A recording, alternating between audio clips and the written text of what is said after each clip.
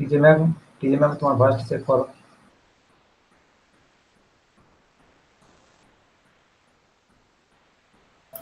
Sir voice আসছে? হ্যাঁ, খুব ভালো আসছে। ঠিক আছে স্যার। Are you ready? ক্যামেরাটা আমি একটু 2 মিনিট আমি ক্যামেরা অন করছি। হ্যাঁ, পেছনে কুকুরটা ছবি আসবে তো? ওইদিকে আছে। দেখতে স্যার জয়েন হয়ে গেছেন। স্যার আপনাকে দেখতে পাচ্ছি ভালো। স্যার আপনাকে দেখতে পাচ্ছি, স্যার শুনতে পাচ্ছেন না? হেডফোন নেই না?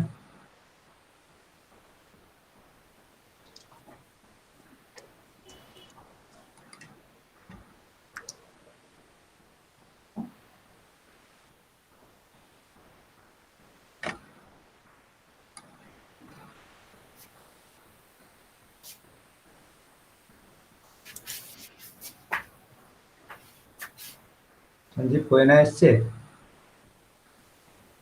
না বলে দাও। না এখনো আসেনি।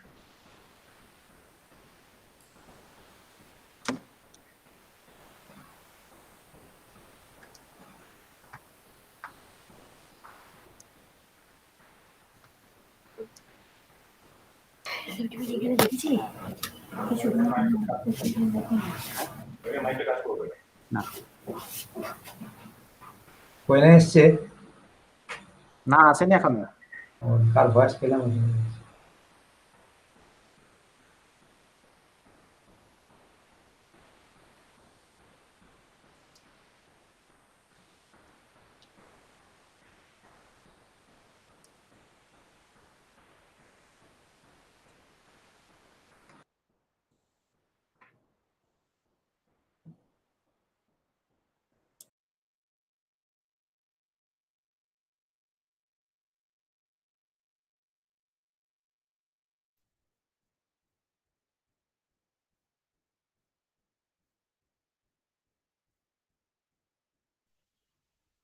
DKM sir, am I audible?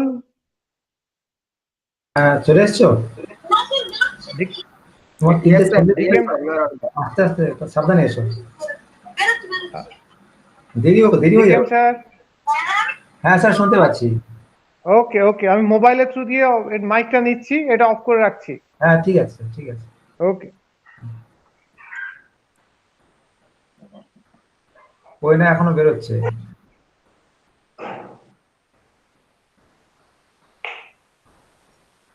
Correct টাইমে শুরু না করতে পারলে মানে পিছিয়ে পড়বো না?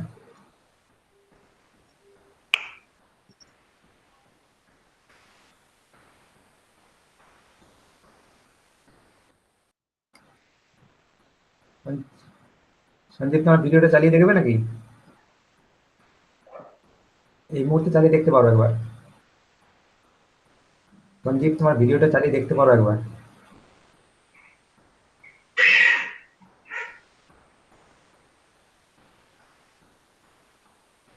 তোমারটা মিউট না।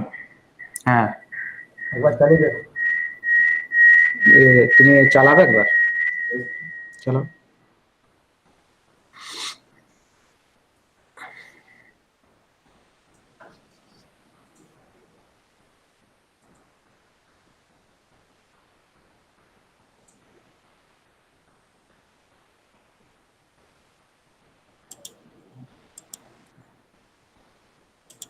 সাউন্ড এলো না তো? সাউন্ড আসেনি।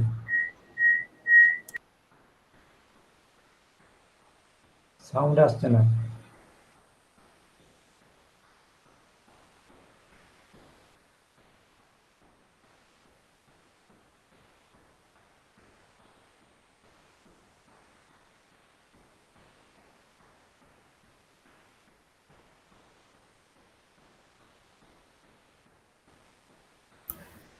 স্যার আমার ক্যামেরাটা চেক করবো এবার? করো।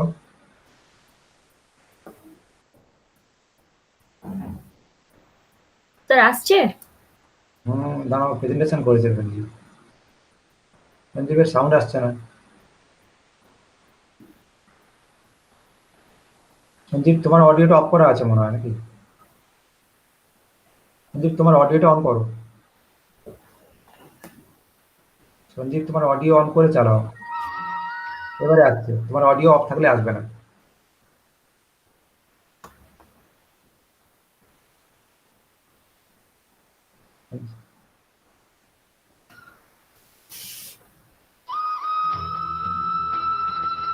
okay. Okay, okay, you can do. Okay, stop it.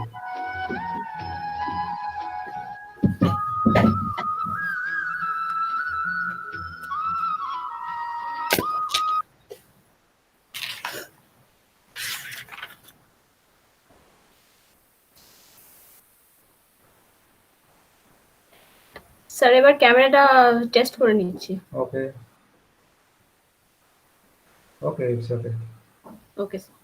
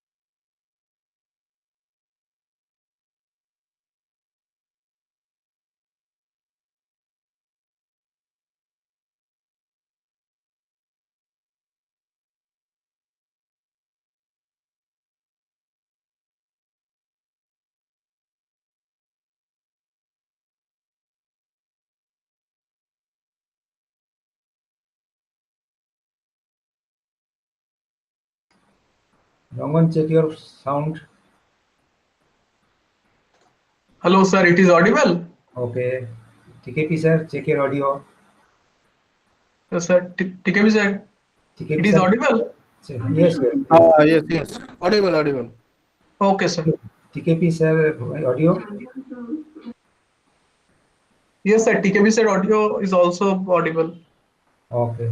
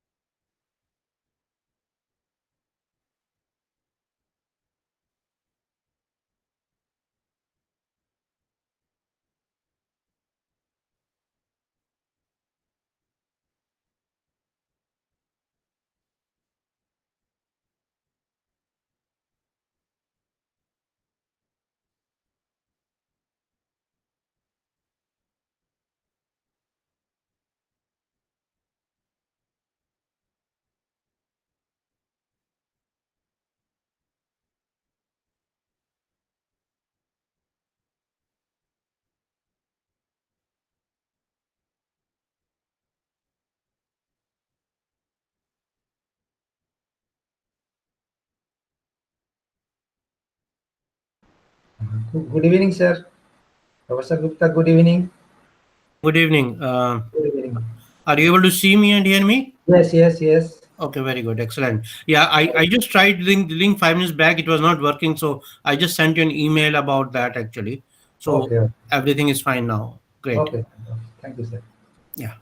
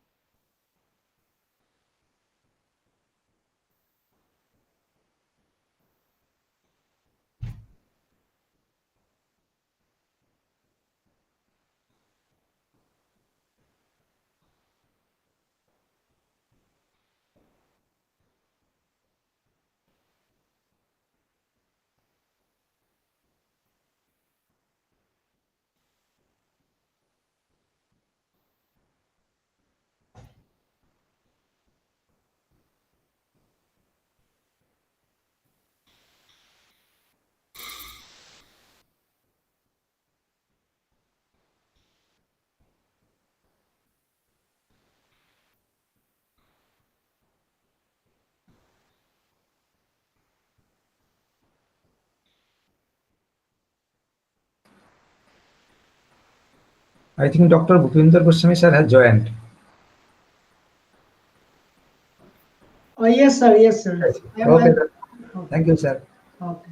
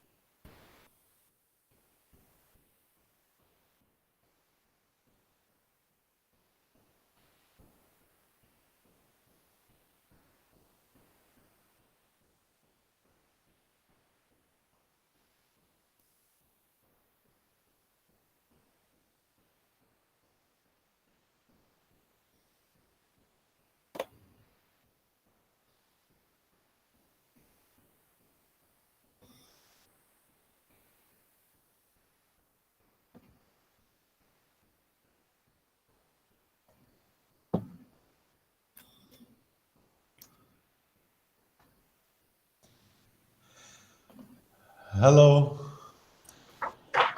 Professor Nanda. Good evening, sir. Good evening. Good Good evening, sir. evening. Good evening. Uh, how are you? Okay, it's okay, sir.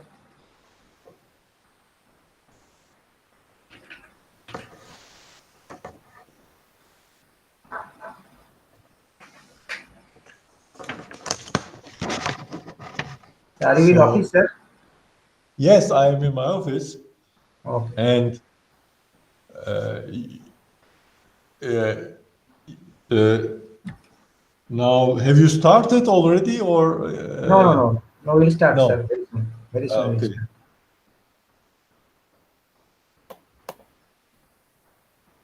Do you have people in Kolaghat now, or everybody is joining online? Oh, joining online. Everybody is online. We are in Oh, Kolaghat. We are in Kolaghat. yes, Participants are but joining from outside. yeah, yeah.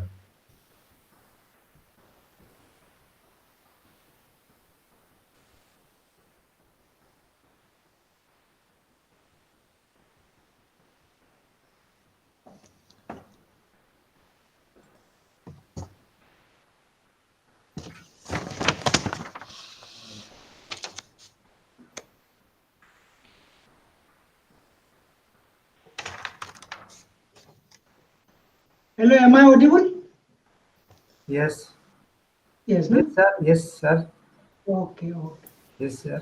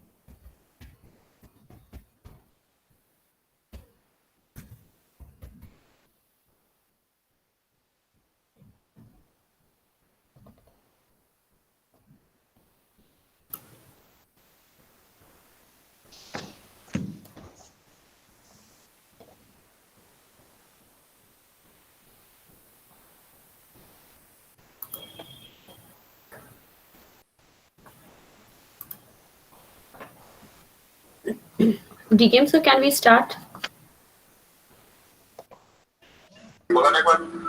Just a minute.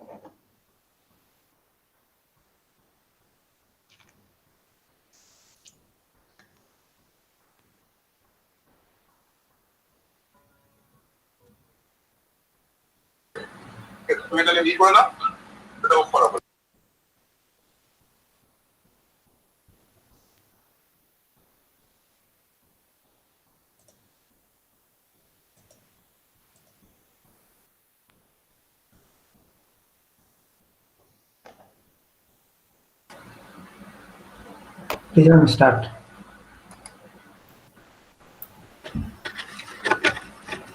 Good afternoon, dignitaries, my colleagues, and my dear students, and all other participants. I am Tanushree Jana from Mechanical Engineering Department, an assistant professor of College of Engineering and Management, Kolaghat. Welcome to College of Engineering and Management, Kolaghat, on the third international conference on advances in mechanical engineering and its interdisciplinary areas, ICAMEI 2021, which is organized by Department of Mechanical Engineering from 5th to 7th January 2021, which is sponsored by AICTE and in collaboration with AICTE, IOP, Institution of Engineers, and Robotics Society of India. College of Engineering and Management Kolaghat has been developed in the integrated complex of Kolaghat Thermal Power Station of the West Bengal Power Development Corporation Limited, a premier power generation company in India and has a close institute industry partnership with the energy sector. It is well connected with Kolkata, which is only 59 kilometers away by the Southeastern Railways and lies at the junction of Kolkata Mumbai and Kolaghat Huldia national highways. Now, I would request our director, Sir Prabhas Bose, for permission for opening of the program. I hereby declare Third International Conference on Advances in Mechanical Engineering and its interdisciplinary areas open.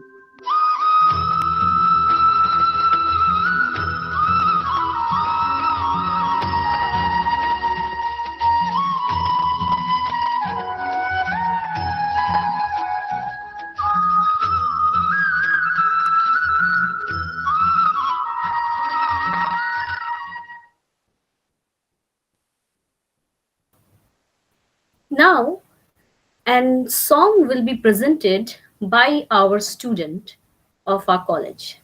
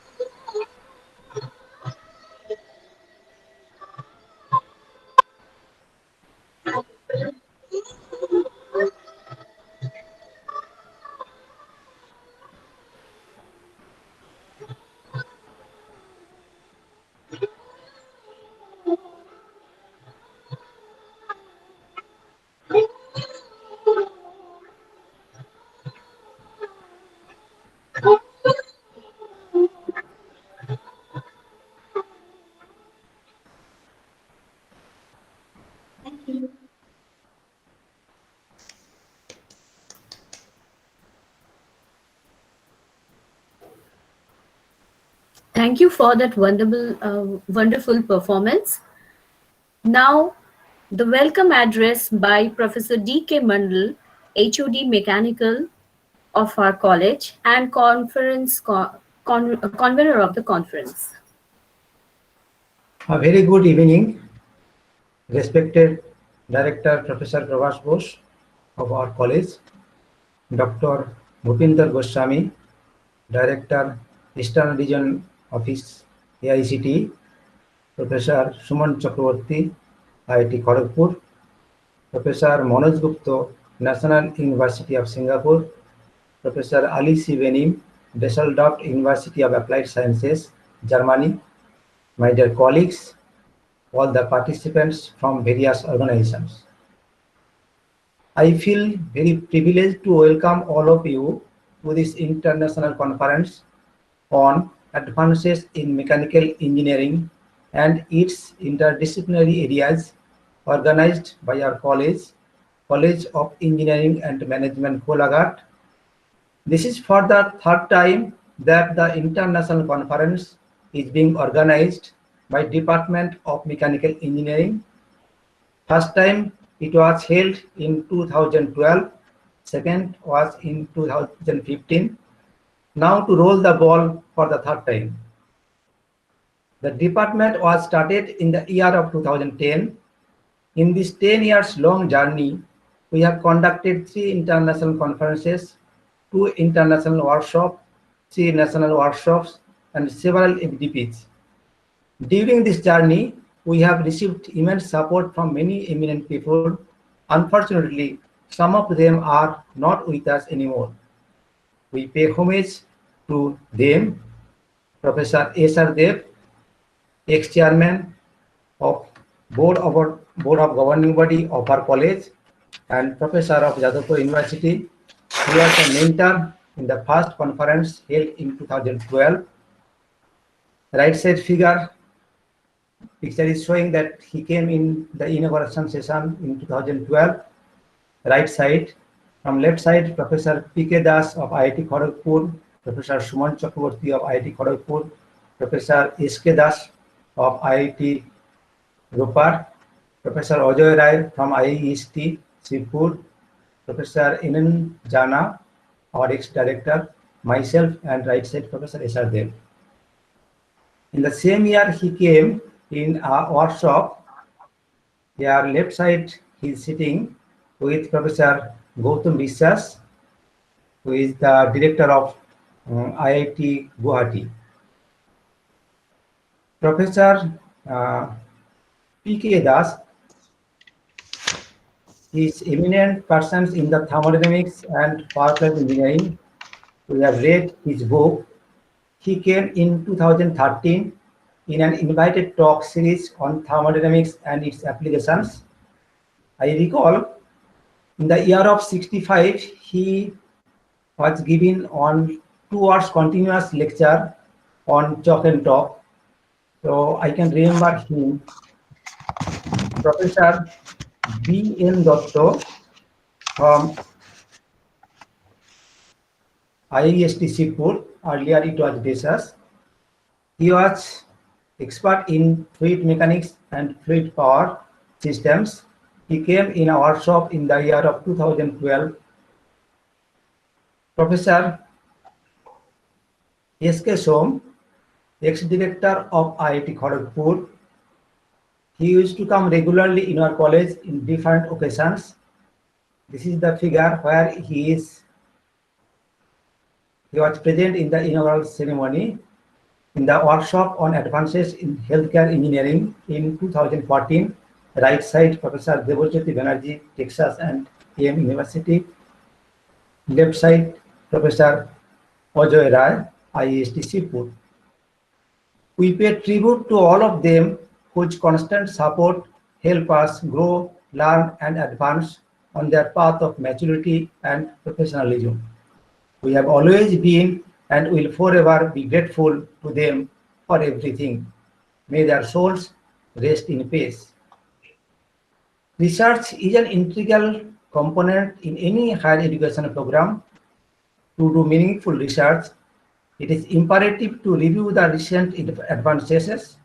Conference is a platform where we can share the advances with the ideas of research among various researchers.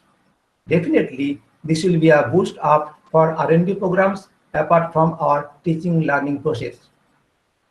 Research in mechanical engineering has now become interdisciplinary.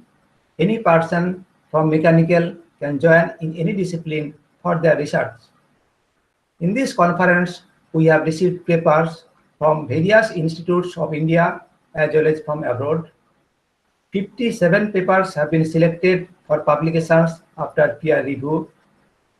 I am very glad to inform you that we have received 110 external participants from various institutes. I hope you enjoy these 3 days. This will help a lot in your future. I am looking forward to your cooperation and support to make this conference a grand success. On this note, I conclude. Thank you and Happy New Year 2021. Thank you, sir, for your wonderful speech. Now, the keynote address by Professor Prabhash Bose, Director of CMK. Respected Director, AICT Eastern Region, dignitaries from academia, my esteemed colleagues and beloved students, a very good evening to all of you. It gives me immense pleasure to be with you in this beautiful winter evening at the inaugural session of the third International Conference in Advances in Mechanical Engineering and its interdisciplinary areas, in short, ICA-MEI 2021. This is being organized by College of Engineering and Management, Kolaghat, under the aegis of Mechanical Engineering Department. As we understand, the technological knowledge gained through engineering is applied in the industry to get the end product. But no engineering stream can function in isolation. It is the amalgamation of knowledge of various engineering disciplines which gives us the final outcome. Keeping this in mind, the conference deals with the interdisciplinary areas along with mechanical engineering. In last 20 years, technology seems to have taken a quantum jump. If you take the year 2000 as the baseline and move 20 years either side, the change can be visualized and it's really amazing. In 1980s, in the Indian context, we did not see the computer in our offices or at homes. Many facilities did not exist in those years, like cable TV, CD. As you understand, CD first introduced in mid-90s and now almost phased out. Cell phones, although invented in 1973, but it was only introduced in the late 90s, and now again it has been upgraded to smartphones. Since there is no internet, associate services like ATM, debit and credit cards, digital transactions, email, GPS, digital social networking did not exist. We are used to audio tapes, VCP and VCRs, camera roll, all India radio, black and white TV with rooftop antenna, but the transmission was only for the limited time. We got used to get handwritten letters from our friends and relatives, which we do not get anymore. We always get the emails now. We used to spend long time in bank where I have my account to withdraw or deposit cash. Underground metro services still on the drawing boards, and renewable energy concept was still trapped in the academia. We are very glued and happy with the radio commentary. Vivid Bharati and soothing voices of Mr. Amin Sayani in Binaka Geet Mala, and limited telecast of matches being held in India. But at the same time, we did not give adequate importance to our beautiful planet, which we are giving now. In today's world, technology has advanced, and with the upgradation of cell phone into smartphone, it seems the life has tremendously changed from all that. In my smartphone, I have my clock. I'm using it as a phone, my SMS, my calculator, my weather forecast, my location, my guide map to travel, my mail, my banking, my entertainment, my booking office, my library, my social network, my notepad, my classroom, and so on and so forth. So the question comes, are we using the advancement of technology only for our benefits or for sustainable development? We look forward to get the answer from the participants of this conference in the next 3 days. Before I hand over the proceedings, I wish all of you a very happy and prosperous 2021. And finally, I hand over the proceedings to Professor Tonusri Jana to take the inaugural session forward. Thank you very much. Thank you, sir, for your speech and all the informations which you gave about the technological development which has occurred. Now, an inaugural address by Dr. Bhupinder Goswami, an AICT director from Eastern Region Office. Professor Prabhas Bose, Director, College of Engineering and Management, Kolaghat. Professor Suman Chakraborty, IIT Kharagpur. Professor Manoj Gupta, NUS. Professor I.H. Ali-Semal Benim. Professor D.K. Mondal, and Professor Torun Kantipal, Conference Convener, and all the other participants of the webinar. Good afternoon and Happy New Year to all of you. I am very much thankful to the organizer who has given me an opportunity to inaugurate a conference on advances in mechanical engineering and its interdisciplinary areas. Considering the present situation, we are quite fortunate that we could arrange this important program through the virtual mode, and it is possible only for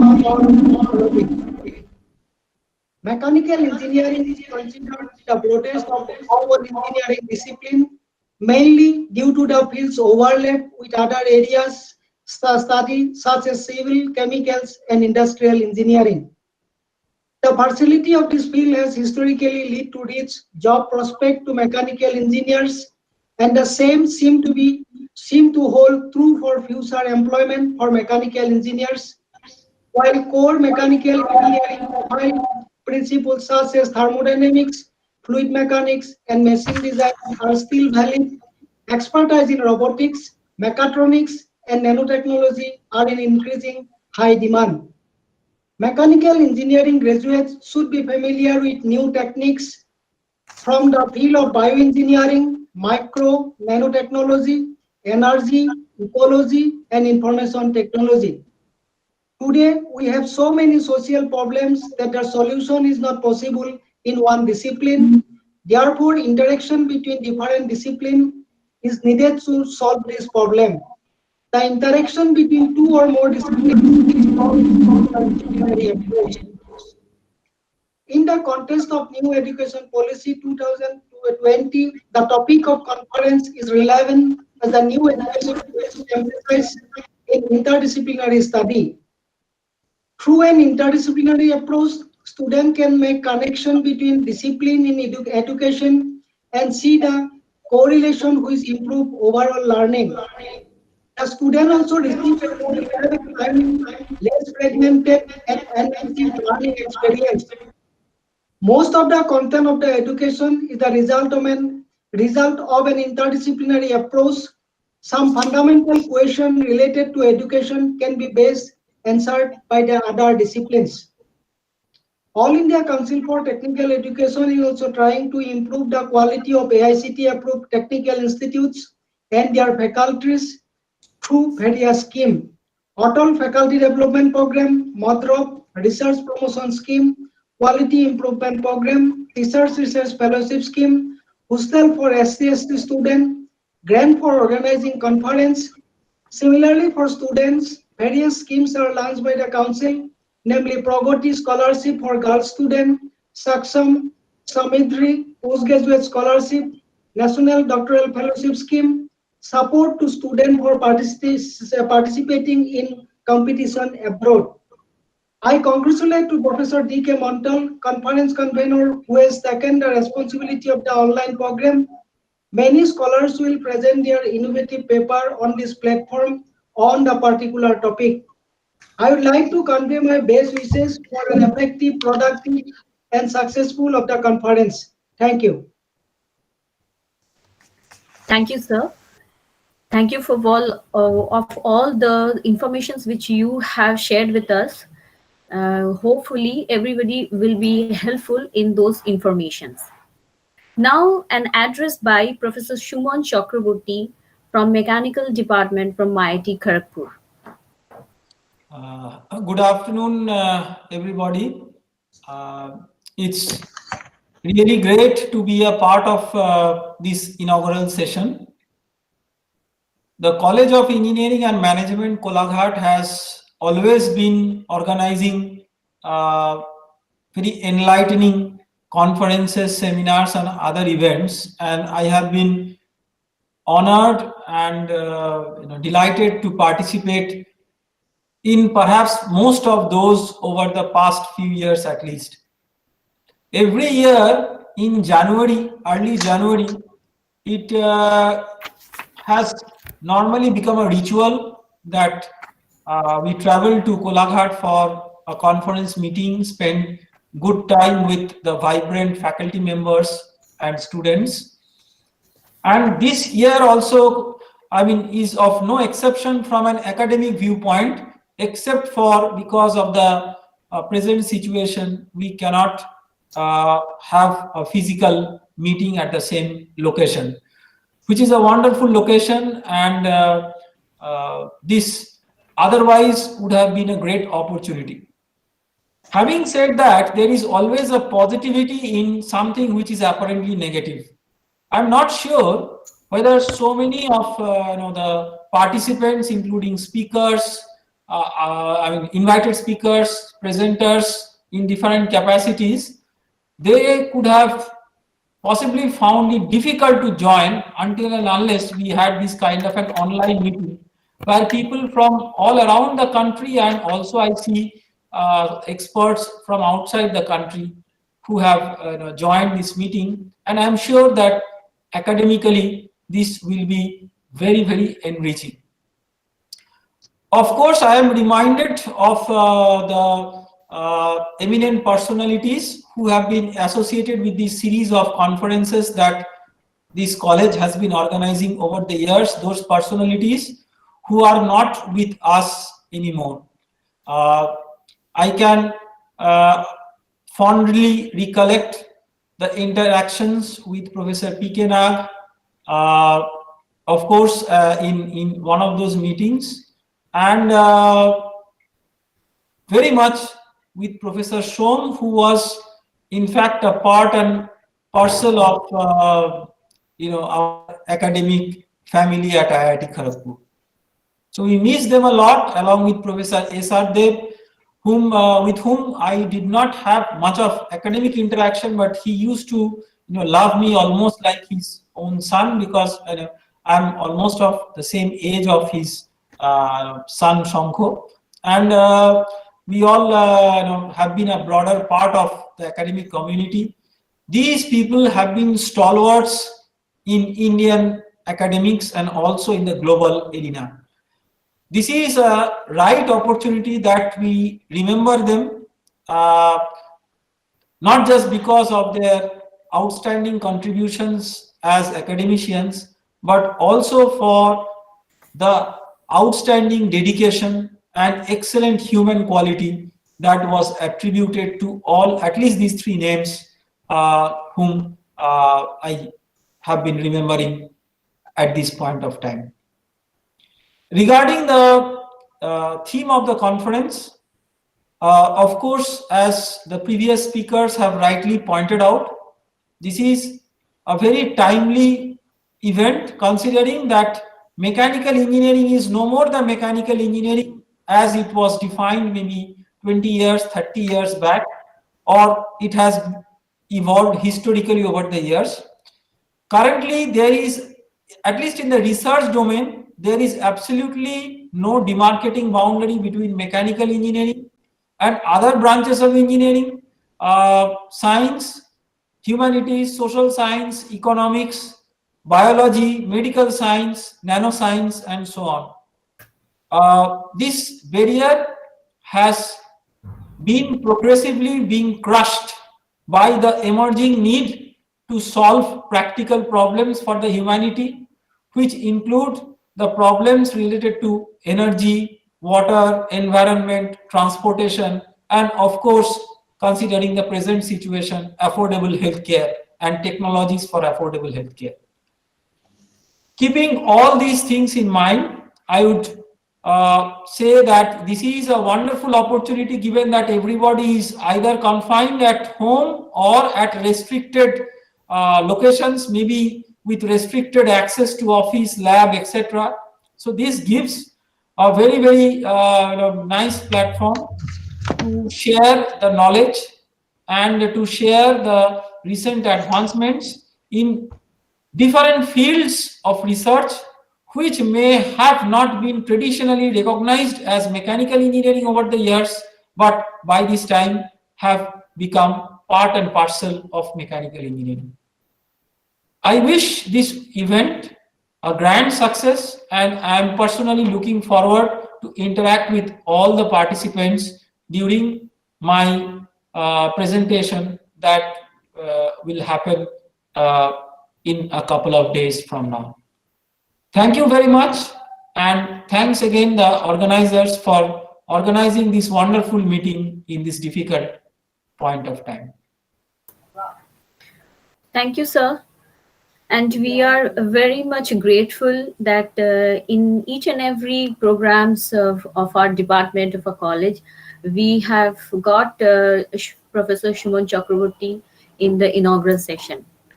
Now, we will be having an address by Professor Manoj Gupta.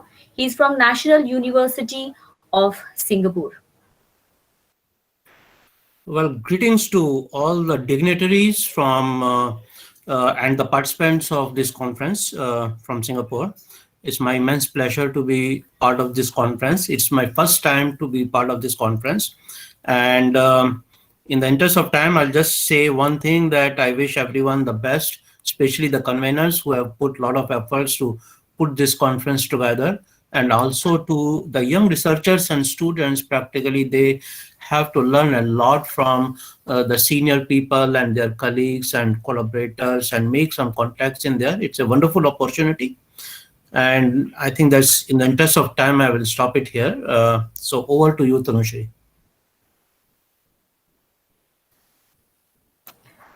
Thank you, sir. Now we will have an address by Dr. Ali Semel Benim. He's from Düsseldorf University of Applied Sciences, Germany. And he is also the joint editor of this conference proceedings. Yeah, thank you very much, Ms. Jana, for your introduction. And thank you, Professor Mandal, for inviting me to join this conference, of which I feel proud and happy, and I'm also happy to be a part of this inaugural session. I send my greetings to everybody, to the conveners, to all valuable contributors and attendees of the conference, and my warm regards from cold Düsseldorf to warm India. As I said, I'm located in Düsseldorf, in Germany. My field of research is, in general, thermofluids, you can say, in a general sense, and based on computational methods. And I checked the temperatures. We have here 2 degrees in Düsseldorf and a gray sky. And Google tells me that you have a very nice weather in Kolaghat, 27 degrees. So it would be much better for me to be there instead of here. But unfortunately, it was not possible because of the pandemic. So although we have quite different weathers and temperatures, we are in a similar situation, unfortunately. With respect to the pandemic, we are restricted in our mobility. In the past, I have been to India twice, and for the second time I was there, I was in Kolkata and Kolaghat. It was a very nice and pleasant experience for me. I was impressed by the great hospitality and friendly atmosphere, and also the scientific environment. I hope that we can get out of this pandemic soon and get the possibility of visiting each other again. In the program, I saw the names of many colleagues and friends who I know well from our previous contacts and collaboration. This conference would actually be a good occasion to meet again. As said, I hope that we can do this soon after this is over, and you are all also welcome to Düsseldorf later on when we can travel again. So, well, I looked at the list of contributions and I could count more than about 60 papers. I think the exact number is 57 in different fields. It seems that there's a strong part in thermofluids, which is, however, balanced with contributions in manufacturing and interdisciplinary areas, which is well in accordance with the title of the conference. The titles of the contributions sound all very interesting, and with all distinguished contributors involved, many strong papers out of the conference can surely be expected. So the conference proceedings, which will be published by a well-known publisher, IOP Publishing, thanks to the efforts of Professor Mandal and organizing committee, can, of course, I think, be expected to provide an important contribution to the contemporary research in different areas of mechanical engineering. So I am looking forward to the conference and to the contributions, to see the contributions. So finishing my words, I wish you all a very happy new year, of course, very happy and healthy new year, and a nice, successful, and fruitful conference. Thank you. Thank you, sir. Now the vote of thanks by Professor Tarun Kanti Pal from Mechanical Engineering Department of CMK and Joint Conference Convener. A very good evening to all the respected dignitaries. Director Sir, Professor Prabhas Bose, Professor D.K. Mondal, Head of the Department, Mechanical Engineering, all the participants, all the beloved students, and my colleagues.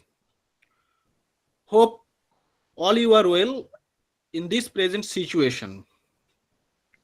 We welcome you to this third International Conference on Advances in Mechanical Engineering and its interdisciplinary areas, shortly ICA MEI 2021, scheduled from 5th January to 7th January 2021 at our college. I feel honored and privileged to get an opportunity to propose a vote of thanks on this historic occasion. Firstly, we would like to thank AICT, Ministry of Education, Government of India, for giving us the opportunity and financial support for organizing this online international conference at our college in this COVID-19 pandemic situations. We also thankful to our collaborating institute like the Institution of Engineers, Robotics Society of India for their support, and also we thankful to IOP conference series for taking care their publishing of all the papers. We would also like to thank our college management for their support to conduct this program. We are extremely grateful to all the honorable dignitaries on this connection for giving us their valuable time in this event in spite of their busy schedule. Their gracious presence in this function is a source of great encouragement and inspiration to all of us. I, on behalf of College of Engineering and Management Kolaghat, I convey deep regards and hearty thanks to their Excellency, our Director Sir, Professor Goswami, Professor Suman Chakraborty, Professor Gupta, and Professor A.C. Benim for gracing the inaugural ceremony and sharing us their vision of research and education to match the best in the world. We are greatly encouraged by their gracious presence and immensely benefited by their inspiring address. We would like to thank all the colleagues, all the students for their immense support and cooperation. At the end, our sincere thanks to all the participants for their presence in this inaugural program. We earnestly hope that this conference will be a successful one and will enjoy all. So at the end, we wish you Happy New Year 2021. Thank you all.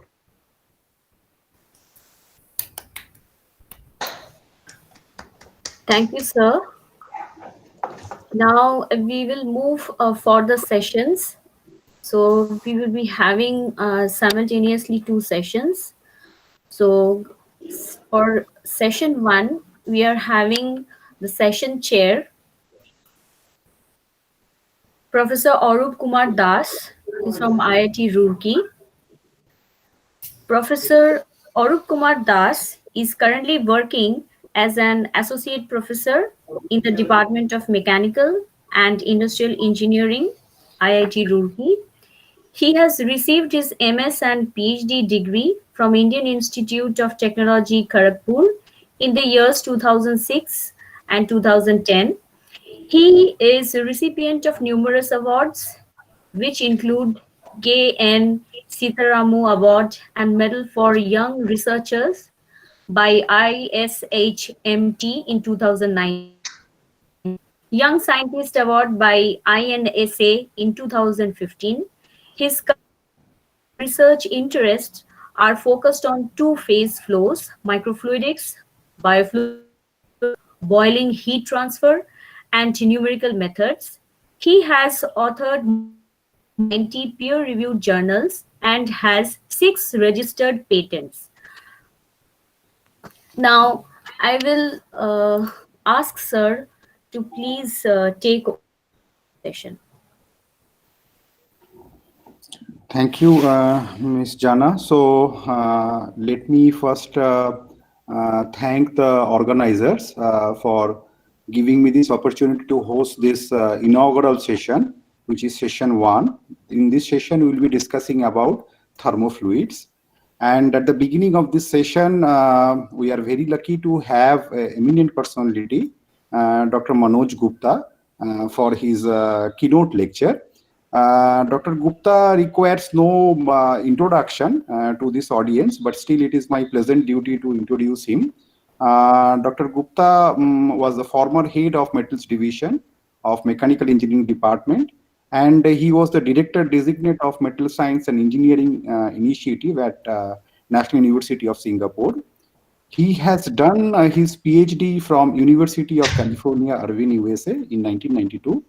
And postdoctoral research he has completed from University of Alberta, Canada in 1992. In August 2017, he was highlighted among top 1% scientists of the world position by the University Scientific Education and Research Network. And he was also among 2.5% among scientists as per the ResearchGate.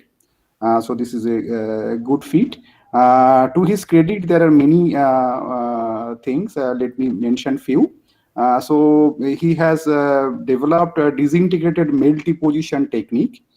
He has also worked on hybrid microwave sintering technique, which is an energy efficient solid state processing method to synthesize the alloys, microcomposites, and nanocomposites. He has also published a huge number of journal papers. The numbers, whatever came to me, is 595 peer-reviewed journal paper. He also owns 2 US patent and 1 trade secret. His current H index is 69, RG index is 48, and citations are greater than 17,500. So he has also co-authored 6 books published by John Willis, Springer, MRF USA. He is editor in chief or editor in 12 international peer-reviewed journals. He is also having multiple awards in his name. He actively visits or collaborate scientists from Japan, France, Saudi Arabia, Qatar, China, USA, and India as visiting researcher, professor, or chair professor. So with this small introduction, I'm very happy to invite Dr. Gupta for his plenary lecture. So this talk will be on lightweight magnesium technology. This is the way forward for planet Earth and its inhabitants. So Dr. Gupta, I request you to please take the dais for the presentation.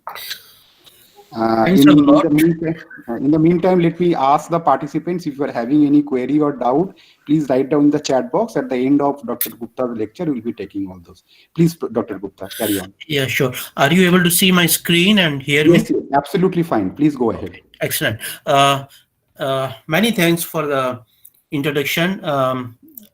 As you know, that materials is an integrated part of mechanical engineering curriculum. So I'll be addressing that part of the mechanical engineering and its knowledge to practically, especially the mechanical engineers is very, very important in the modern context when everything is going interdisciplinary as indicated by the previous speakers. Now, my focus of this talk is on the lightweight magnesium technology. It's an emerging market with about $1 trillion industry, and many countries are trying to tap it, and that is where my message goes in the conferences for the researchers and countries who have yet to tap it, and India is one of the countries who has to take a lot of steps in this direction. It is also important in the modern context of improving the health of planet Earth and its inhabitants, and I will take you through some of the slides. Now, magnesium has almost 100-year history with its significant use during the Second World War. As you can see in the 3 images I put at the bottom of the slide, the first image on the left-hand side is during the Second World War, where magnesium was used in defense application, including in the lightweight equipment. It was used in the aerospace sector way back in 1947 and in the automobile industry way back in 1950. And these 3 industries, defense, aerospace, and automobile, is where the market for the magnesium is. And the newer industry includes I will say, is the road transportation and the electronic sector as well. Now, in the modern context, when we choose a material, what we define as a suitable material is a one which is abundant, because once it is abundant, it is sustainable. Having abundant and sustainable also means that it should not be non-toxic, because in the past century we have used many toxic materials which has contaminated our water bodies and the land bodies, which is not desirable anymore. It should have acceptable properties, because if you have a wonderful material but it does not show the properties, you cannot use in the application. It should be cost friendly so that the an ordinary citizen of the planet can take or make use of it. And last but not the least, it should not have any geopolitical issues. For example, if a material is available only in one country and something goes wrong in the political relation with that country, then you will not be able to get that material, and that will very adversely affect your industry. So it has to be present at many places. There has to be multiple resources. So to go on with the title of my talk, why I'm focusing on magnesium is that because it's good for a happy planet Earth, plants, humans, and animals. Now, for the planet Earth, over the last 15 to 20 years, from the beginning of this century, we have seen tremendous incidents which are ever increasing. For example, in Chennai, we have seen the flash floods in December 2015, where the water even entered the IIT campus and multi-billion dollar were lost because low-lying industries and everything, they suffered a lot of damages in their equipment and the livelihood. And then we have seen the near drought in 2019, where uh, millions of barrels of the water was supplied to Chennai. So there are two extreme events, flash floods and the drought. Then we have seen in sub-zero temperature at about -10, forest fires in Alberta because the air was just too dry. And then we have seen unexpected temperature, for example, in France at 45 degrees centigrade in 2019. And these are the extreme events. We have seen Arctic ice melting and the big iceberg floating in the neighboring countries like Canada here. And you can see the size of this iceberg.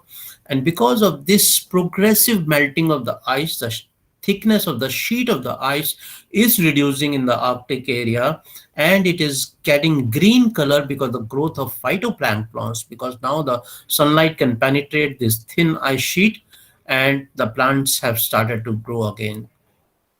These are all the evidence of global warming. So because of this global warming issues being investigated by the researchers all over the world, especially from 1990s, they came together and ratified the Paris Agreement in 2016, where their ultimate aim is to keep the temperature below 2 degrees centigrade with a reference point of the temperature in 1880. And currently we are at 1.2 degrees C above the temperature at 1880. And they feel that if the temperature goes above 1.5 degrees C, so all these global calamities will increase much more. And if it goes beyond 2 degrees C, we are entering a tipping point where we may not be able to reverse our environment anymore. So at that point of time, about 5 years back from now, they put a target to reduce the emission of carbon dioxide by 2 billion tons.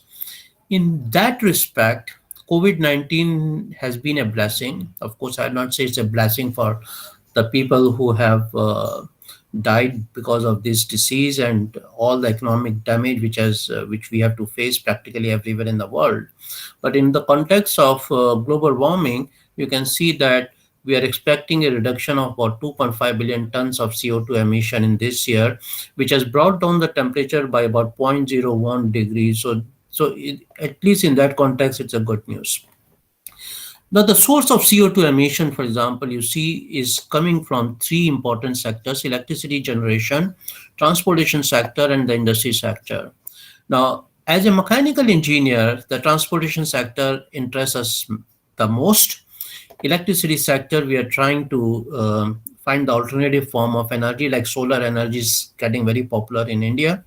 Wind energy is getting popular worldwide, and the nuclear energy is proliferating, but we have a danger there. Industry is trying to use a cleaner fossil fuel, but the transportation sector is one of the sector where engineers, especially the mechanical and materials engineer, can make a difference. The concept is very simple. You reduce a vehicle mass and you burn less fuel and you bring down the CO2. The countries in Europe that form the European Union, they put a target to reduce fuel consumption by about 25% way back in 2010. Their target was to achieve this reduction by 2020. We'll see how much they have done it. And that translate to a mileage of an average vehicle at about 30 kilometers per liter of the fuel. Now, these are just the numbers, but to give you more idea how damaging the effect of the global warming, you can see this slide. We have already entered the sixth mass extinction event. When we say mass extinction event, that means we can lose up to 95% of the plant animals and microorganisms on this planet. The previous five were caused by nature, and this one is caused by us, global warming. CO2 level is highest in last 800,000 years. Yes, we have seen enough evidence of Arctic Ocean ice melting, and if we go by the same rate, they will be completely molten by 2030, and that means the sea level will increase, which are already increasing at a rate of 3.4 millimeter per year, and low-lying countries will disappear. The coast area of many countries will be at danger. In Singapore, for example, we already have plans to create a boundary around the coastal areas so that the effect of sea level rise will be minimized. And of course, it has been recorded that the extreme events have doubled between 1990 and 2015. So these are some of the effects that we are facing in very near future. I'm sure many of you are aware of the doomsday clock, which is only at 2 minutes away from 12 o'clock. If it comes at 12, that means it's a doomsday from the scientific perspective. And the three main factors which affect the movement of this minute needle is the proliferation of nuclear weapons, weapons of mass destruction, climate change, which we are talking about, and the new technologies that we bring in. In the last century, we brought a lot of technology, but our awareness that whether this technology is going to contaminate our planet was very minimal. And that is where is the new learning, even for the researchers like us. Now, if you go in the spiritual angle, I will call this as a science without evidence because we don't know how it works. The Mayan predicted the end of the civilization on 21st of December 2012. Nothing really happened. And the Kali Yuga, as per the Hindu philosophy, is supposed to end in 2025. And the Paris Agreement is also saying that if we don't do the drastic changes in the way we develop technology and the material, we can expect a lot of damages and very bad time from 2025. So you see how the technical and scientific understanding is merging with the spiritual predictions made many thousand years back. Now, the awareness is very high in the young generation. When we were growing up, anything which comes in our area, black and white TV to color TV to mobile phone and better batteries, we are very happy with that without knowing that what goes in that is very toxic or maybe very toxic. But the modern technology has to be green technology. That means it should not toxify the world. The present generation is very smart now, and we have to be a very conscious researcher to bring the green materials and the green technology. Now, let's try to see the benefit of using magnesium for the plants. The work done in Australia have convincingly proved that whatever is in the soil end up in the plant. And these are some of the images where the gold traces and manganese traces can be found in the plants, like the leaves and the stems and all these things, specifically in the transportation system. Now, one of the lightweight elements that we use is aluminum, practically used all over the world. But aluminum is neurotoxic. And if it goes in the soil, you see the plant on your right-hand side, it has stunted roots. Stunted root means stunted shoots as well. And they can be absorbed by the plant if the pH of the soil is less than 5.5. Even the buckwheat plant can absorb aluminum to a very great extent. And you'll be surprised that 60% of the world potential crop growing soil is acidic. So if we use aluminum, we have to be very careful that we recycle it very well. Otherwise, it will end up having adverse effect on our body. On the other hand, if you take magnesium and magnesium goes in the soil, then you can see the plant on your right hand side with much longer root and the shoot size, and that means the magnesium is a nutritional element for the plants. Now let's talk of the humans and animals. The image on the left side, the top image of the blue dog is the one who was drinking the contaminated water. Obviously the industries are dumping the toxic things in the rivers and canals and everything, it changes color. Now, if you people have seen Avengers movie, you see this character Hulk who was contaminated, deliberately contaminated by injection. So a higher dose went into this person, fictional character. Now, if the dog can turn blue, then if the humans keep taking this contaminated material, we can also turn green or blue or something like that. We can also have genetic mutations in our body. So we have to be very conscious, and that's where the magnesium comes in. And the image on your right hand side shows that air pollution, water pollution, soil contamination, each of them affects our health, and we don't want to have a bad health. No one wants to have a bad health. Now, if you look at the magnesium in the human health, it is involved in 300 chemical reaction. It is needed by the muscular system, nervous system, cardiovascular system, immunity system. And if you have trouble sleeping, you take some magnesium pills. It will help you. And you'll be surprised that magnesium is the fourth most abundant cation in the human body. So human body knows how to handle magnesium. If you look at the aluminum, if it goes in the human body, for example, if you look at this, the fine words here, approximately 3.8 million tons of aluminum was generated in 2017 and 2.7 million tons was landfilled. Almost 3/4 of it was landfilled. It will end up in our food chain. And if it ends up in the food chain, it's a neurotoxic element. It can lead to the cognitive deficiency, dementia, adverse effect on the CNS, reproductive system, Alzheimer's disease. And the population which is prone to that are the infants, elderly people, and the patients with comorbidities. As a result, World Health Organization is continuously reducing the amount of aluminum that we should take in our food in various forms. Magnesium can also be used as a medicine to reduce the condition of tinnitus. You will be surprised that 15% of US suffers from tinnitus. So you take magnesium tablets with ACE, it will help you. And as a result of its nutritional effects, there are countries like Germany who are doing very well in developing magnesium-based cardiovascular stents and the compression screws for biomedical application in the form of temporary implants. Electronics is a part of our life. Each of our household these days, even in the developing countries, they have electronic items like TV, fridge, mobile phones, food grinders, laptops, and everything. Each of them generate electromagnetic radiation. And you'll be surprised, the fifth largest pollution after noise, water, air, and solid waste pollution. When you are in the close proximity of any of these gadgets which develop electromagnetic waves, the currents are induced in your body.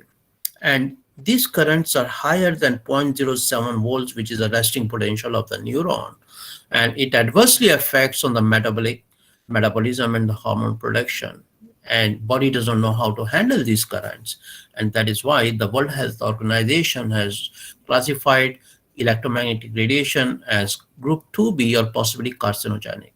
Since each of us use electronic gadgets, this pollution has no boundaries.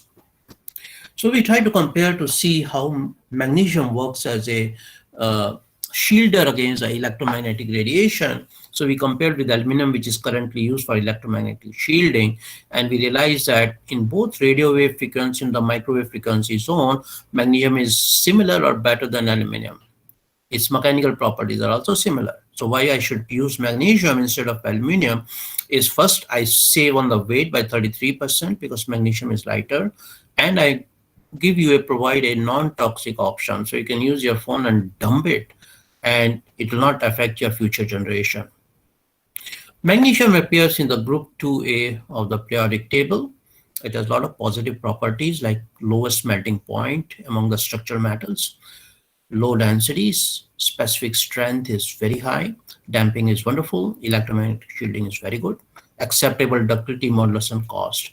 Only negative is that in the wet condition, it may react a bit more.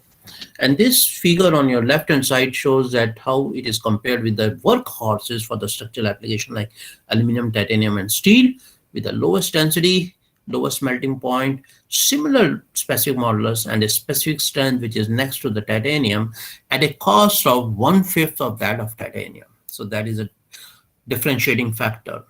If you look at the graph on the right-hand side, you see magnesium is the lightest for a strength range which overlaps with that of aluminum, titanium, steel, and even nickel.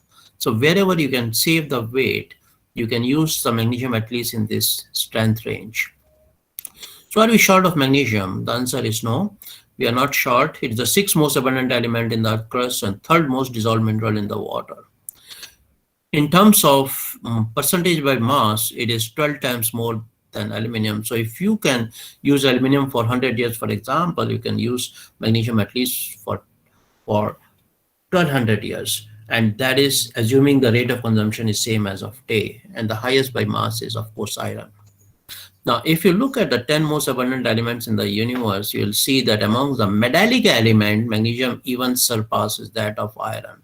So in tomorrow's world, if you want to colonize Moon or maybe Mars, then you can take the magnesium technology because magnesium is non-toxic material. That is advantage, and you can find it everywhere in this universe. So that's why I call this magnesium as the God's own element. So question is that why the researchers are asking the industry, this character, the clownfish is called as Nemo, if you have seen the Nemo movie. So why you gave up on the magnesium technology? And this is the industry, which is the Dory fish in the movie, who has short-term memory loss. So now she's saying that, oh, I have 50 years of memory loss. I forgot about magnesium. Anyway, so to give you or strengthen your understanding on magnesium, and many of us feel that magnesium is flammable, I will have to bring some application to you. The Beetle car way back in 1950 used 20 kg of magnesium. You'll be surprised that magnesium was used way back in 1970 in the engine component. So flammability idea is very misplaced idea. 2012, General Motors announced the use of magnesium in the boot area of the car with a simple tagline, 75% lighter than steel and 33% lighter than aluminum. Save the weight, save the fuel. The brand name like Porsche used in the roof area, they compared with aluminum and CFRP and found it's the best. They saved 10 kg just by replacing aluminum from the rooftop area. And Hyundai is using it. And they made a roadmap of where they can use it. So all these wheels are made of magnesium these days. The lamp housing is made. Maruti Suzuki, for example, is using the steering wheel for a long time, which is made of magnesium. So these are some of the examples. And this figure shows that how the people are trying to replace aluminum and steels in a typical car body to make it lighter. As a result of that, even in the USA, they put a prediction of using magnesium from 5 kg in about 2010 to 160 kg by 2020, 30 to 100% increase. What you learn from this graph is the tremendous increase in the magnesium markets worldwide. Now, let's look at the aerospace sector. Way back in 1947, it was used in the Convair aircraft. The Convair B-36 Peacemaker used 8.6 tons of magnesium way back in 1949. Sikorsky helicopters use 115 kg of magnesium. Lockheed F-80C was completely made of magnesium. Russian bombers use 1.5 tons of magnesium. So whether you are in the Europe or you are in US or you are in Russia, who are the biggest aerospace giants, they all use it. So as a result of that, in the commercial sector, Federal Aviation Authority has removed the ban to use magnesium, and they say just ensure that it passed the flammability criteria. And because the people were saying that, wait a minute, if for a 700-seat Airbus A380, if I just replace the seats in the plane, I save on 4.2 tons if I just replace aluminum by magnesium. So everyone want to reduce the carbon footprint, so they gave up and says, okay. Now, in the maritime, for example, in the defense application, what you are seeing in this is amphibious vehicle, which can move in the water and land. Of course, if it's lighter, it can be in the war zone for a longer time. So that is where magnesium is used. Cruise ships, in the engine application, magnesium is used. Armed robotic vehicles, people are trying to use magnesium to make the body by replacing aluminum. And how much you save? 3.75 tons for a 25-ton armed robotic vehicle. So that's a weight saving. And these are some of the examples. I've not even taken the example of electronic sector, like Samsung phones use the body of made of magnesium. Many of the TVs and the cameras, the body is now made of magnesium. Robotics, you can use magnesium, because why you want steel in here? When you use steel, you need much more electricity to move the parts of the robot. Change with magnesium.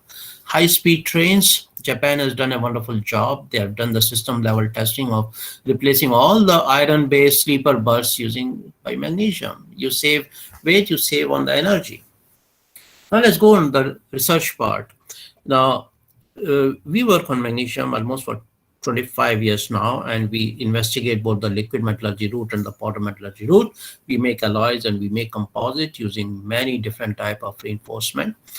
This is a technique we developed way back in 1995 called as a disintegrated metal deposition technique, in which we take the material in a crucible, we heat it using a simple resistance heating furnace, homogenize it, pour it, bottom pour it, and when the steam is coming down, we hit with the argon gas jets to effect the heat transfer, and then after that we get the ingot in here. A typical facilities which you can get made in a few lakh rupees, like 5 lakhs, maybe 4 lakhs in India is shown there. You can get the billets, you can machine it, you can extrude it, roll it, forge it as per the end application. This has been scaled up where you can get a billet as high as 5 foot in height, about 1 foot in diameter. We also investigated the powder metallurgy route, which is a solid state route in which you can mix the magnesium with alloys or reinforcement, depending on you're making an alloy or a composite. You blend it, you compact it, and sinter it. Typically, the people sinter using the tube furnace, but we use microwave because it's an energy efficient technique. By using a simple microwave that you use in the home, many of you will be using microwave in the home, you just create a setup inside it, encapsulated with a fiber reinforcement. You have one crucible, silicon carbide susceptor here, and an inner crucible, and you put your metal billet in here. You pre-calibrate the system, and within 14 minutes, you can reach 640 degrees centigrade, and you can sinter magnesium at a energy consumption which is lower by at least 90% in case of magnesium and aluminum. You reduce the heating duration to 14 minutes from 170 minutes. So this tells you two things, that your productivity can be very high, 90% better when you use a microwave sintering, and your energy consumption you reduce by 90% at least for this kind of system. And that's a tremendous cost saving effect.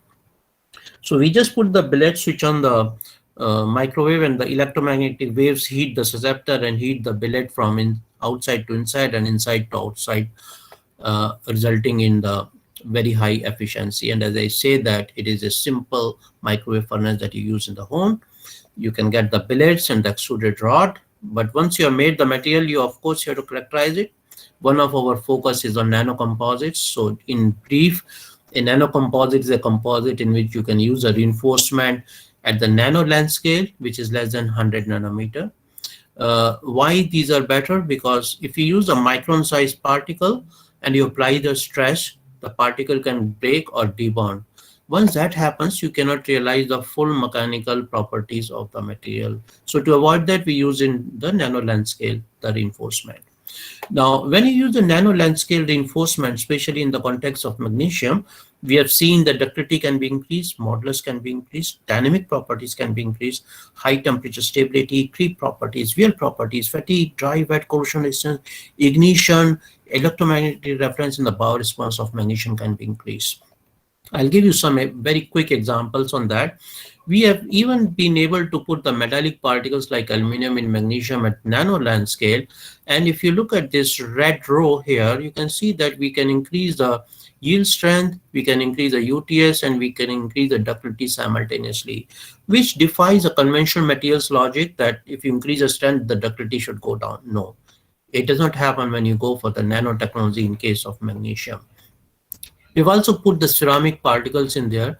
And once again, you can see that by putting boron carbide, you can increase the yield strength, you can increase the ultimate strength, and you can double up the ductility from 6% to 12%. If you want triple up the ductility, you just put 1% boron carbide. Not under only tensile loading, you can improve the strength ductility combination in the compressive loading also. The two type of loading which are required for the engineering application and the biomedical application. We are also involved in the development of alloys, and this alloy that we developed has a value of very high yield strength of 260 megapascal. UCS is 585 and the failure strain is still about 10% and higher, about 12.6. The importance of these values is that it exceeds the value of certain commercial alloy like WE43, which can be used in the aerospace application, and that is fair, but it is much cheaper. Anyone can make it now. And if you put the nano reinforcement like zinc oxide here, you again increase the properties to 300 plus, 700 plus, still maintaining a high ductility of 10%. And the beauty of this number here, why I'm saying it to you, is that now these exceed that of mild steels which are used in the structural application. So you can effect a 75% reduction in the weight of your system. We did the fatigue response because fatigue is one of the failure mode of the mechanical system under the cyclic loading. We did this work with Professor Srivatsan, and we used a magnesium commercial alloy with carbon nanotubes, and you can see the increase in the strength as expected and the increase in the ductility. And if you look at the SN curve, you can see that for a given stress, the number of cycles to failure is high for composite material. And same results you can see for another composite system with Al2O3 as a reinforcement. We also investigated the dynamic behavior, how the material behaves under the dynamic loading or at high strain rate, especially important for the transportation sector when you meet an accident, when your car hits another car at high speed. Now, when we did some work in collaboration with an expert, one of my colleagues, just focus on the blue curve here for unreinforced material and the black curve, which is of the nanocomposite. So under the high strain rate, both the strength and ductility increases in case of nanocomposites. So that's a good news for the transportation sector. Some of the application can be where the temperature can be higher. So we did some work with Professor Malik in ISM Dhanbad, and we realized that for all temperature, the nanocomposite is better, which is shown in the blue curve when compared to the green curve for the monolithic material. We did the creep testing with researchers in Germany, Professor Hort and Hajo in Magic, Germany, Magnesium Innovation Center. And we gave them some alloys which are supposed to be designed for high temperature application. And once again, you can see the ductility levels are still about 20-27%. We can maintain that. Nanocomposite has their own importance.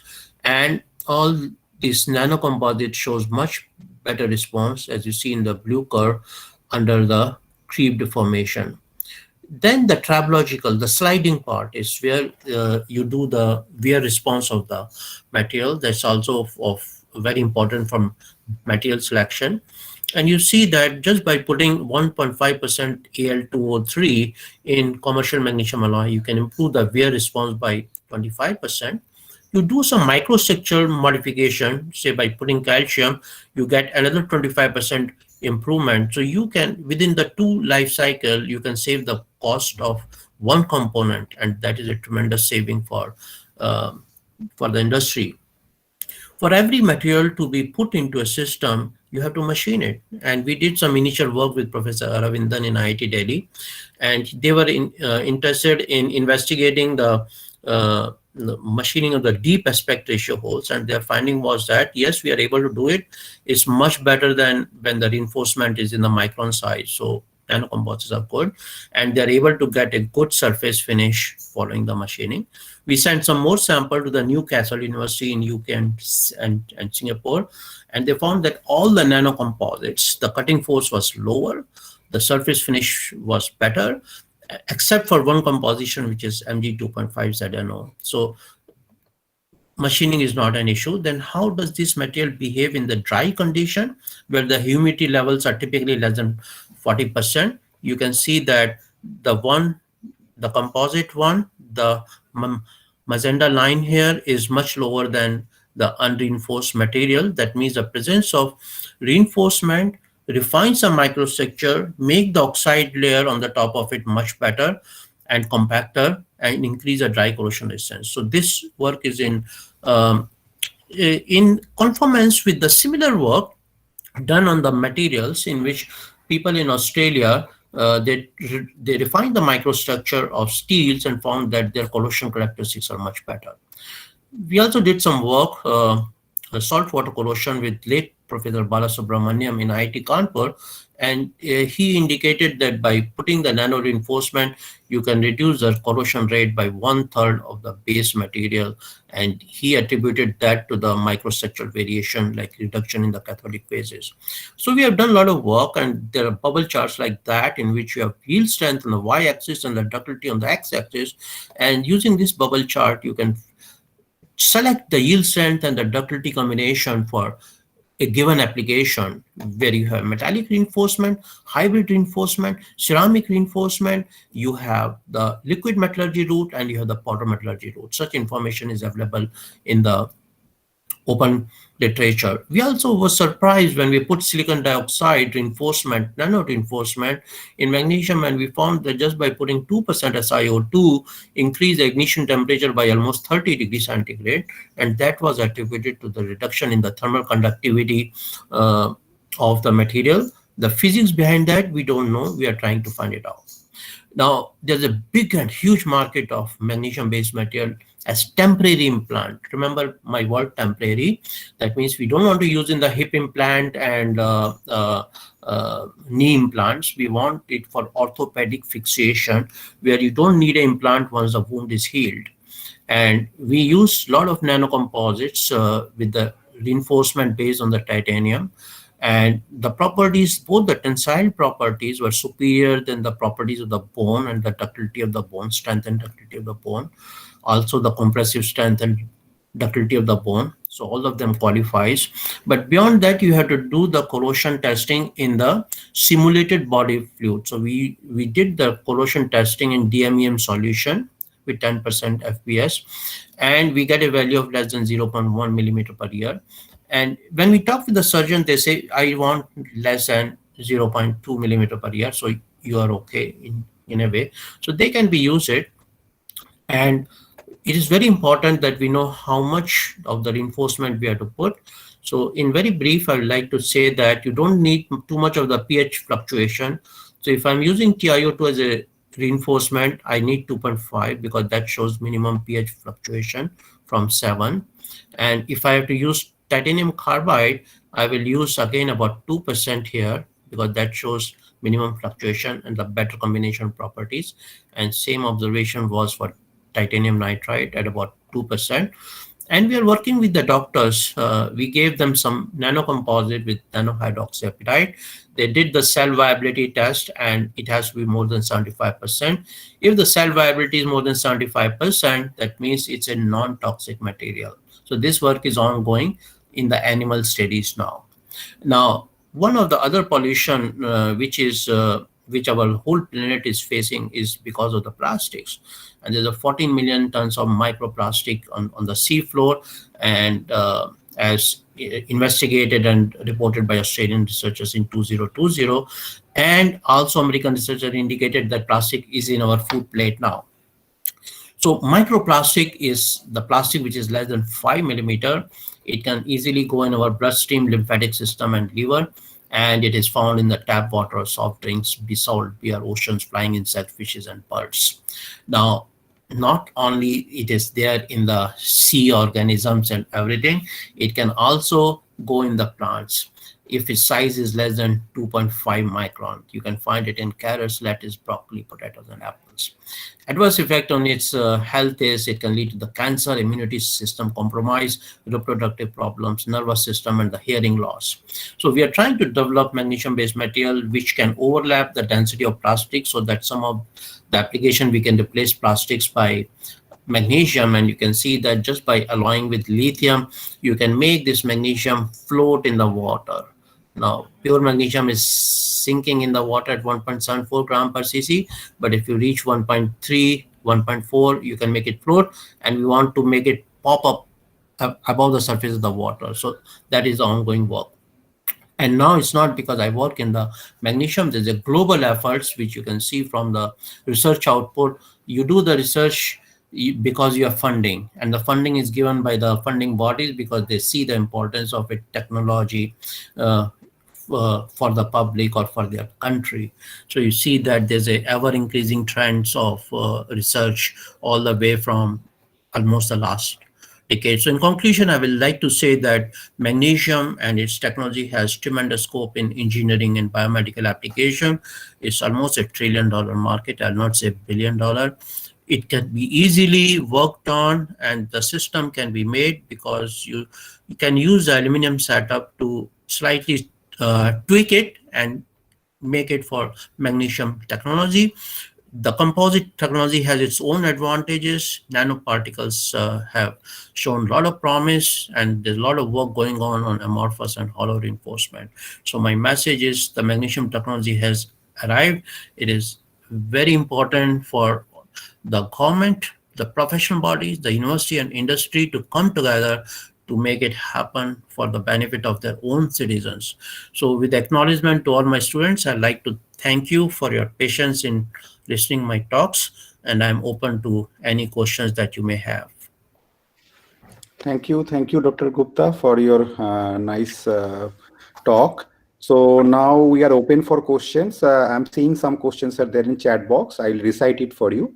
Neera Konar, she is asking that how much lighter fiber glass material is compared to magnesium?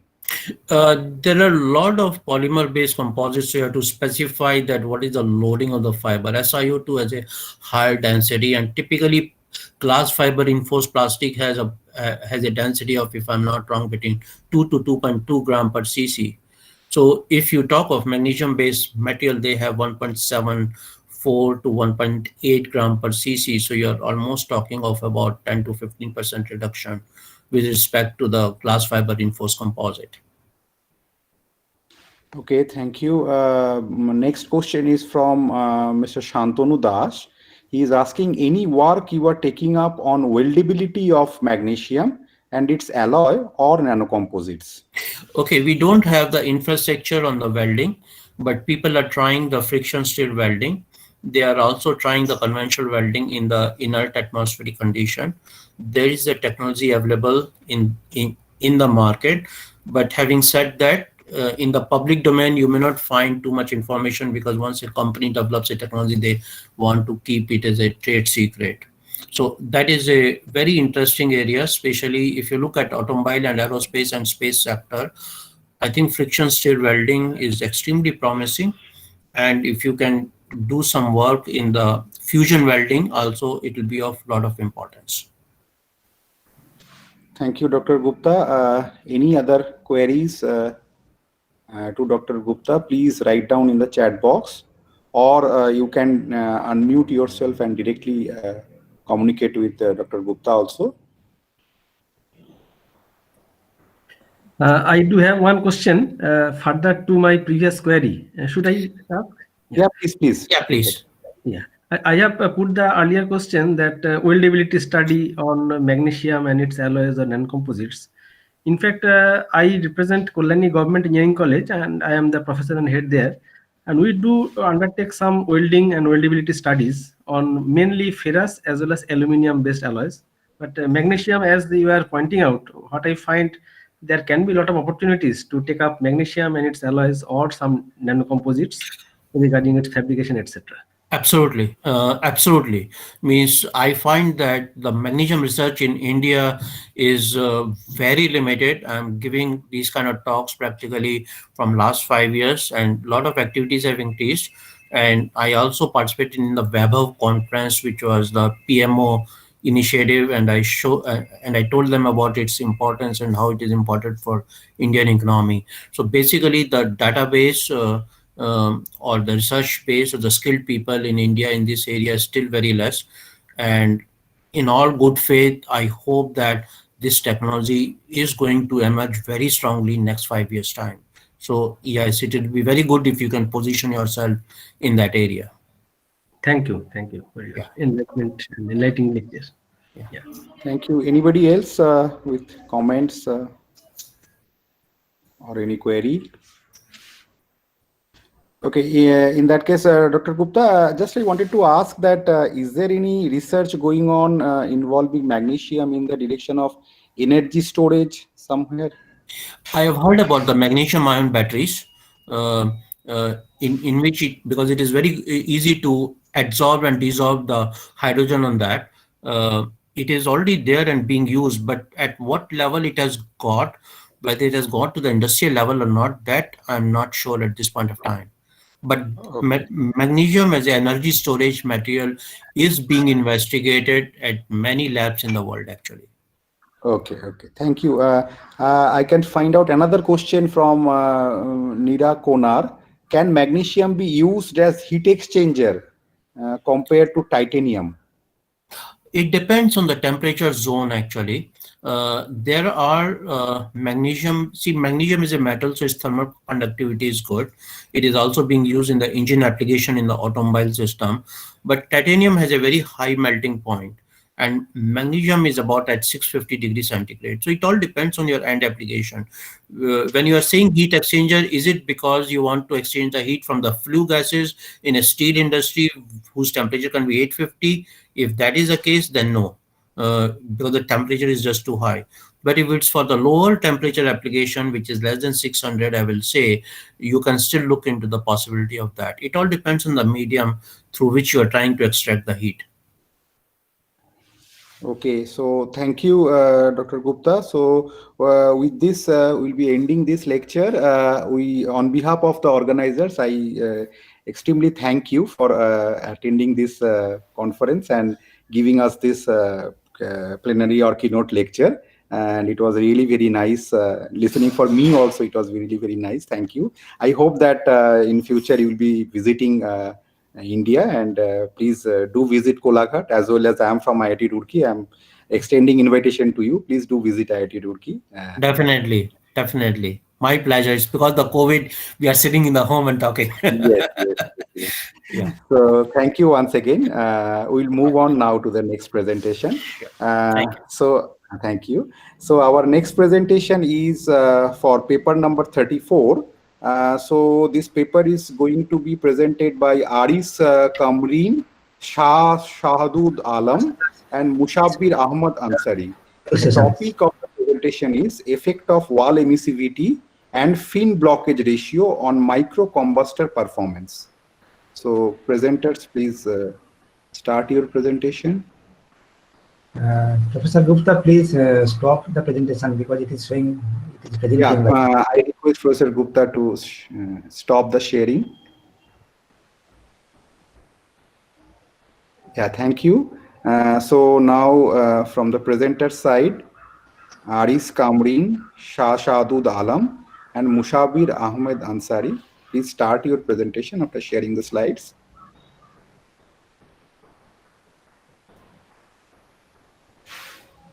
I'm not sure, are they here in this group? So in that case, you can go for next paper. Sir, or should I wait, because the schedule probably has been told to others? Maybe they will be missing this one, because gives the time as sometime is 10 minutes. Yeah, 10 minutes. So I'll be starting, let's say 3-4 minutes afterwards, because it is supposed to start at 5:30. So we'll be starting somewhere around 5:43 or so with the next paper, paper number 75. Is that okay, Dr. Mondal? No, I think, sir, please continue, sir. I continue? Okay, thank you. So let's go ahead with the next paper. So next paper is paper number 75. So it will be presented by Prashun Datta and Himadri Chattopadhyay. The title of the topic presentation is computational analysis of heat transfer due to turbulent annular jet impingement. So I request the presenters to start their presentation.